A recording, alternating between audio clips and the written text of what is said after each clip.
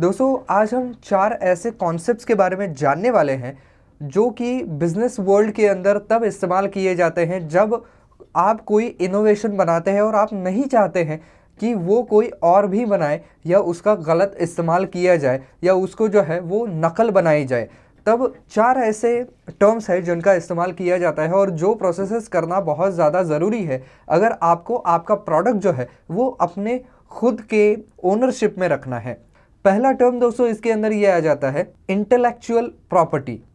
तो intellectual property मतलब क्या है कि कोई एक व्यक्ति कोई एक इनोवेशन करता है, कोई एक नई चीज़ बनाता है, फिर वो कोई प्रोडक्ट हो सकता है या कोई फॉर्मूला हो सकता है या कोई भी और चीज़ ऐसी हो सकती है। तो उसको अगर वो एज ए इंटेलेक्चुअल प्रॉपर्टी की तरह यहाँ पर रजिस्टर करवा ले तो आगे चल कर के वो व्यक्ति जो है वो उसे ट्रेडमार्क करा सकते हैं, पेटेंट करा सकते हैं या कॉपीराइट भी उसका करा सकते हैं। ये सारे जो है वो रास्ते आपको तब खुले रहते हैं जब आप आपके प्रोडक्ट को इंटेलेक्चुअल प्रॉपर्टी की तरह रजिस्टर करवाते हैं। अब समझते हैं दोस्तों पेटेंट क्या होता है। तो पेटेंट मतलब आप कह सकते हैं कि इंटेलेक्चुअल प्रॉपर्टी का ही एक अगला रूप है।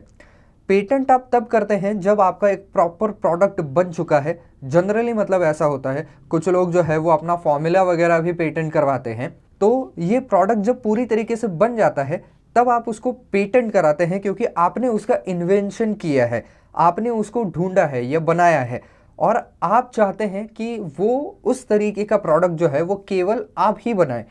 तो आप अगर चाहते हैं कि उसके अंदर एक तरीके से आपकी मोनोपोली हो तो फिर आप उस प्रोडक्ट को पेटेंट कराते हैं। हालांकि इसकी जो है वो एक एक्सपायरी डेट हो सकती है, चाहे तो आप उसको वापस भी यहाँ पर जो है वो रिन्यू वगैरह करा सकते हैं, लेकिन एक बार उसकी एक्सपायरी हो गई उसके बाद वैसा ही प्रोडक्ट और भी कंपनियां बना सकती है लेकिन टोटली कॉपी नहीं कर सकती है। वो उनका अपना एक वर्जन बना सकती है लेकिन आइडिया इससे ले सकती है। फॉर एग्जांपल कोई बॉटल ओपनर है तो बॉटल ओपनर का पहला जो डिज़ाइन है उसका पेटेंट हो चुका है। तो जब वो एक्सपायर हो जाएगा तब बाकी की कंपनियां जो है वो ये देख सकती है कि भाई ये कौन से प्रिंसिपल के ऊपर काम कर रहा है और वैसे ही कोई प्रोडक्ट हम कैसे बना सकते हैं और उसी के ऊपर बेस्ड अलग प्रोडक्ट अपना बना सकते हैं। लेकिन जब तक ये पेटेंट है तब तक कोई उसकी नकल नहीं कर सकता है। और वो पेटेंट अगर कोई किसी को ख़रीदना है या उसका किसी को इस्तेमाल करना है तो जिसके पास वो पेटेंट है उससे डायरेक्टली कांटेक्ट करना पड़ेगा। अगर उसकी नकल की गई तो वो इलीगल माना जाएगा। अगली चीज़ है ट्रेडमार्क। तो ट्रेडमार्क जो है वो कुछ कुछ पेटेंट जैसा ही होता है, लेकिन पेटेंट का क्या है कि पेटेंट खाली आप रजिस्टर करवाते हैं। ट्रेडमार्क आप आपके प्रोडक्ट के ऊपर कहीं भी छाप सकते हैं। ये एक विजुअल सिंबल हो सकता है या कोई एक साइन हो सकता है, कोई एक आध वर्ड हो सकता है। कई बार आपने देखा होगा कि नकली माल से सावधान। तो असली और नकली में फ़र्क करने के लिए वो कंपनियां क्या करती हैं कि कोई एक ऐसी ग्लेज वाली पट्टी लगा देते हैं उसके अंदर या कोई हॉलमार्क लगा देते हैं। तो ये एक तरीके से जो है वो उनका ट्रेडमार्क होता है कि उनकी पहचान होती है। या नीचे आपने कई बार देखा होगा कि कोई एक ब्रांड का नाम होता है, नीचे वहाँ पर एक सर्कल के अंदर आर लिखा जाता है यानी कि रजिस्टर्ड, वो भी एक तरीके का ट्रेडमार्क ही है। तो ये इंडिकेट करता है कि ये हमारा एक नेम है या एक हमारा प्रोडक्ट है, आप इसकी नकल नहीं कर सकते हैं। अगला है दोस्तों कॉपीराइट। तो कॉपीराइट का क्या है कि किसी के पास इंटेलेक्चुअल प्रॉपर्टी राइट्स हैं और फिर वो उसका जो है वो कॉपीराइट बनवा लेता है तो उसके पास जो है जो भी उसका प्रोडक्ट है उसकी कॉपीज़ बनाने का अधिकार होता है।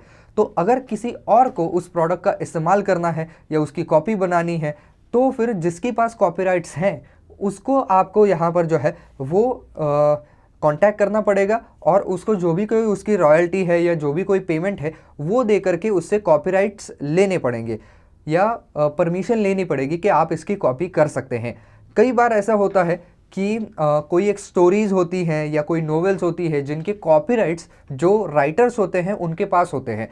तो किसी को उसके ऊपर बेस्ड फिल्म बनानी है, किसी को उसके ऊपर बेस्ड ड्रामा यहाँ पर प्रेजेंट करना है, तो फिर क्या किया जाता है कि उस राइटर के पास जो भी कोई क्रिएटर्स होते हैं वो जाते हैं और उनसे कॉपीराइट के लिए जो है वो मांगते हैं कि हम आपको ये सम दे सकते हैं, या आपकी जो भी कोई सम है हमें बता दीजिए, हम वो पे आपको कर देंगे, और हमें आपकी स्टोरी के ऊपर जो है वो एक प्रेजेंटेशन बनाने की अनुमति दे या फिल्म बनाने की अनुमति दे। तो ये होता है कॉपीराइट। कॉपीराइट के अंदर जो है वो आप किसी को अधिकार दे सकते हैं उसका इस्तेमाल करने का। इंटेलेक्चुअल प्रॉपर्टी राइट्स, या मैं कहूँ कि ट्रेडमार्क्स, पेटेंट्स, इसके अंदर जो है वो ऐसा नहीं किया जाता है। तो दोस्तों ये कुछ टर्म्स थी जो कि यहाँ पर जनरली बिजनेस के अंदर बहुत बार इस्तेमाल की जाती है, और ये लीगल टर्म्स है जो कि आपको ज़रूर याद रखनी चाहिए। तो बस दोस्तों आज के वीडियो में बस इतना ही। आई होप ये वीडियो आपको पसंद आया होगा, काम का लगा होगा। तो दोस्तों अगर वीडियो पसंद आया है तो लाइक ज़रूर कर दीजिए, ज़्यादा से ज़्यादा शेयर कर दीजिए। कुछ सवाल हैं आपके तो नीचे कमेंट सेक्शन में आप ज़रूर लिख सकते हैं।